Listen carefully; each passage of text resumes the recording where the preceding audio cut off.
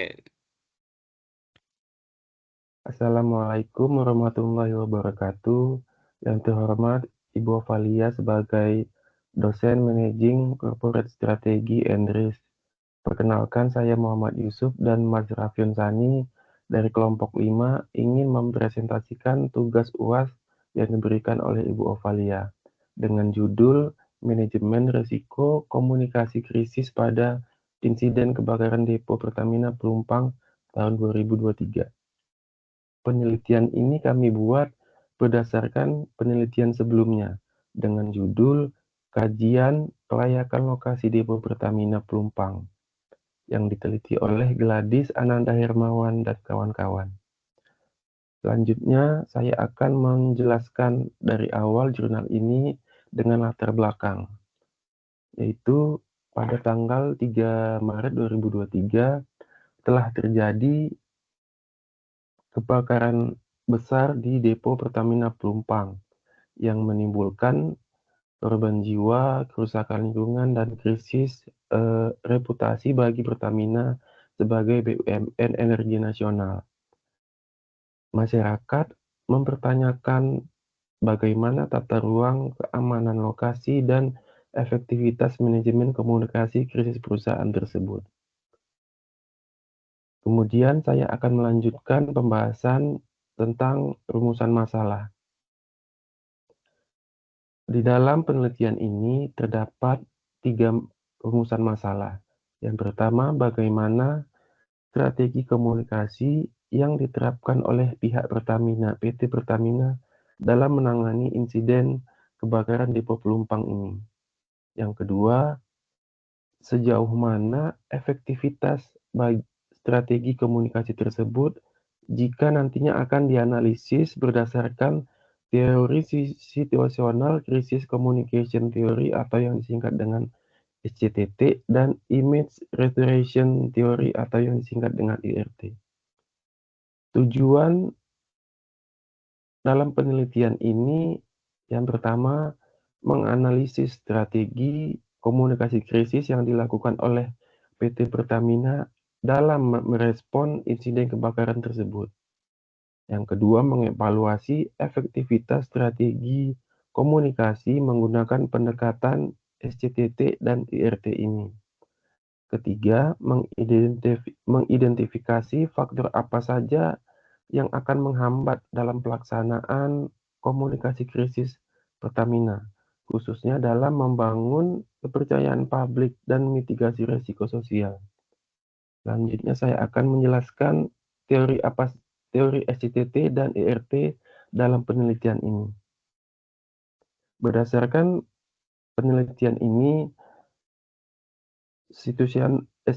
teori SCTT dilakukan untuk memberikan panduan dalam memilih strategi komunikasi krisis yang sesuai dengan jenis dan tingkat tanggung jawab organisasi terhadap krisis yang terjadi. SCTT ini menekankan bahwa efektivitas komunikasi krisis sangat dipengaruhi oleh bagaimana publik menilai penyebab dan tanggung jawab dari krisis tersebut. Dan kemudian teori image restoration theory untuk menganalisis strategi komunikasi organisasi dalam memperbaiki citra publik pada pasca krisis. Teori ini berfokus pada bagaimana organisasi menyusun pesan komunikasi untuk mempertahankan atau memulihkan reputasinya. Selanjutnya, hasil dan pembahasan akan dilanjutkan oleh Mas Raffiun Sani. Baik, terima kasih Mas Yusuf. Teman-teman, kita akan lanjut ke bab hasil dan pembahasan. Yang pertama itu deskripsi kasus. Insiden yang menjadi objek studi adalah kebakaran di Depo Pertamina Pelumpang pada 3 Maret 2023. Peristiwa ini menewaskan puluhan orang, menyebabkan ratusan warga kehilangan tempat tinggal, dan berdampak serius terhadap lingkungan. Yang lebih krusial lagi, letak depo yang berdampingan dengan kawasan pemukiman padat penduduk menjadikan insiden ini sebagai krisis nasional, khususnya dari sisi reputasi. Respon awal dan dari Pertamina memang ada, seperti konferensi pers dan pemberian bantuan sosial. Namun sayangnya, komunikasi yang disampaikan dinilai lambat, tidak terpadu, minim informasi darurat langsung kepada warganya. Kemudian selanjutnya analisis berdasarkan SCCT.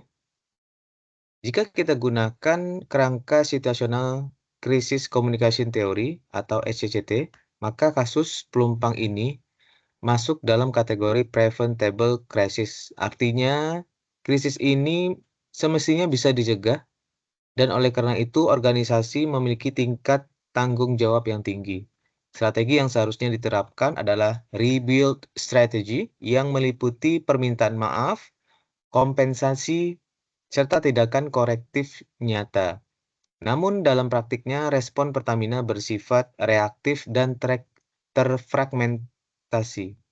Permintaan maaf diberikan namun terlambat, kompensasi diberikan bertahap, tidak langsung, koordinasi dengan pemerintah dilakukan tapi juga lambat, penggunaan media sosial tidak konsisten dan tidak menjadi saluran utama komunikasi. Selanjutnya, analisis berdasarkan IRT. Kami juga menganalisis dengan pendekatan Image Restoration Theory dari Benoit. Dalam teori ini, dua strategi utama yang relevan adalah corrective action dan mortification. Corrective action terlihat dari adanya bantuan sosial dan evaluasi sistem.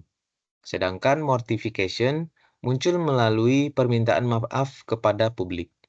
Sayangnya, strategi ini juga tidak dijalankan secara menyeluruh.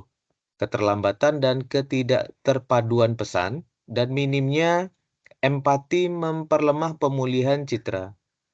Publik juga justru melihat sikap korporasi yang dingin dan tidak responsif. Padahal krisis ini menyangkut nyawa dan keselamatan warga sipil.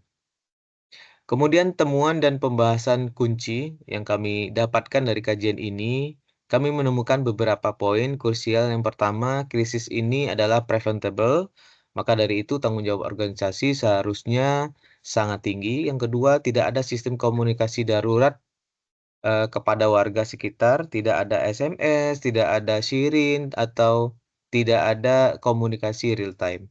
Yang ketiga, media sosial belum dimanfaatkan secara strategis.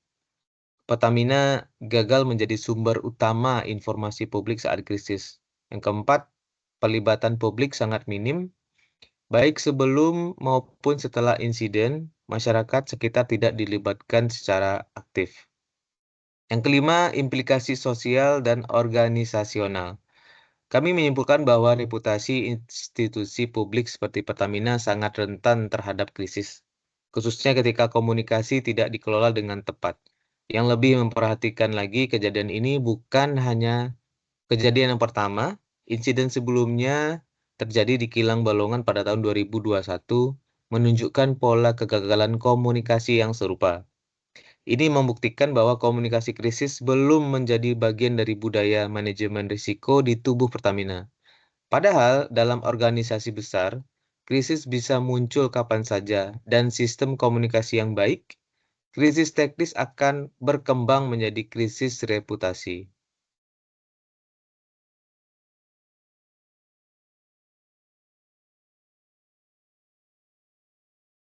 Baik teman-teman, kami akan lanjutkan ke bagian terakhir, bagian kesimpulan dari penelitian kami mengenai manajemen risiko komunikasi krisis pada insiden kebakaran depo Pertamina Pelumpang. Berdasarkan hasil analisis terhadap strategi komunikasi yang dilakukan PT Pertamina baik dengan pendekatan teori SCCT maupun IRT, kami menarik beberapa kesimpulan penting. Yang pertama, insiden kebakaran di depo Pelumpang merupakan krisis yang dapat dicegah atau preventable krisis. Artinya, organisasi memiliki tanggung jawab yang penuh dan secara teori SCCT, strategi rebuild harus dijalankan dengan utuh dan cepat. Kedua, strategi komunikasi yang dilakukan Pertamina belum optimal, baik dari segi kecepatan, konsistensi, maupun empati. Respon cenderung lambat, informasi terfragmentasi, dan tidak ada jalur komunikasi darurat langsung kepada masyarakat sekitar. Ketiga, berdasarkan Image Restoration teori, Pertamina memang melakukan corrective action dan mortification, tapi hanya bersifat administratif. Belum menyentuh aspek psikologis dan sosial secara mendalam. Akibatnya, krisis reputasi tetap berlangsung, bahkan setelah api berhasil dipadamkan. Keseluruhan hasil ini menunjukkan bahwa komunikasi krisis belum menjadi sistem budaya yang terinternalisasi dalam manajemen risiko Pertamina. Selanjutnya, kami menyusun beberapa rekomendasi strategis yang dapat diterapkan tidak hanya oleh Pertamina ya sebagai BUMN, namun bisa diterapkan juga oleh BUMN lain untuk mengelola infrastruktur komunikasi. Yang pertama, penguatan sistem komunikasi darurat berbasis teknologi, misalnya melalui sirine, blast SMS, notifikasi aplikasi, atau bahkan chatbot informasi berbasis lokasi. Yang kedua, penyusunan protokol komunikasi krisis yang terstruktur dan praktis. Ini termasuk pelatihan juru bicara, simulasi skenario krisis, dan integrasi lintas divisi dari PR hingga keamanan dan CSR. Yang ketiga, pelibatan masyarakat lokal dalam sistem komunikasi. Bukan hanya saat krisis, tapi juga sejak pra-krisis, dalam bentuk edukasi, simulasi evakuasi, dan jalur aspirasi warga. Kemudian yang keempat, pemanfaatan media sosial secara aktif dan strategis, bukan hanya sebagai corong informasi atau yang satu arah, tapi juga sebagai platform dialog, klarifikasi, dan penguatan citra yang empatik. Kemudian yang kelima, evaluasi internal lintas departemen atau lintas unit. Respon komunikasi harus selaras antar unit agar tidak menimbulkan kebingungan di tengah masyarakat yang tumpang tindih, bahkan kontradiksi. Baik, Bapak dan Ibu, untuk penutup, kami sampaikan komunikasi krisis harus menjadi bagian dari budaya manajemen risiko. Kemudian perlunya pendekatan yang sistemik, cepat, dan humanis kepada masyarakat sekitar. Demikian kesimpulan dan rekomendasi dari penelitian kami. Semoga temuan ini tidak hanya menjadi bagian dan menjadi bahan evaluasi bagi Pertamina, tapi juga menjadi kontribusi akademik untuk praktik manajemen risiko dan komunikasi krisis yang lebih terencana, sistemik, dan humanis di masa depan. Terima kasih atas perhatian dan waktunya. Kami sudahi. Wassalamualaikum warahmatullahi wabarakatuh.